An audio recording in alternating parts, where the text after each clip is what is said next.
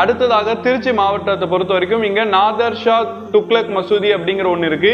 14ஆம் நூற்றாண்டு முஸ்லிம் சான்றோர் நாதர் ஷாவின் கல்லறையாகவும் பள்ளிவாசலாகவும் இதை பயன்படுத்திட்டு இருக்காங்க. அதாவது முஸ்லிம்களுக்கு புரியுறபடி சொல்லணும்னா தர்காவாகவும் பள்ளிவாசலும் இந்த ஒரு இடம் இயங்கிக்கிட்டு இருக்கு. இந்த ஒரு பள்ளிவாசலுமே முகலாயர்களுடைய பாணியில தான் கட்டப்பட்டிருக்கு. இன்னைக்கு அது பெரிய தர்கா அப்படின்னு சொல்லிட்டு அங்க ஒரு விழாக்கள் கூட நடந்துகிட்டு இருக்குன்றதையும் தெரிஞ்சுக்கோங்க, அந்த ஒரு பள்ளிவாசலை கட்டினவருக்காகவே.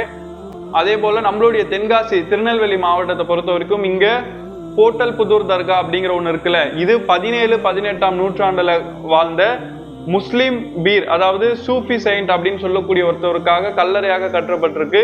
இன்னைக்கும் கூட பல்விழாவினுடைய காலகட்டத்துல எல்லா மதத்தவர்களும் பங்கேற்கக்கூடிய ஒரு இடமாகவும் அது இருக்கு. முஸ்லிம்களுடைய நேரடி ஆட்சி அப்படிங்கிறது தமிழ்நாட்டுல இல்லைன்னா கூட முஸ்லிம்களுடைய பல்வேறு அடையாளங்கள் நம்மளுடைய தமிழ்நாட்டுல நம்மளுடைய கண்முன்னே நம்ம கடந்து செல்லக்கூடிய சாலைகள்ல இருக்கு. இதை நீங்க எப்படி பாக்குறீங்க?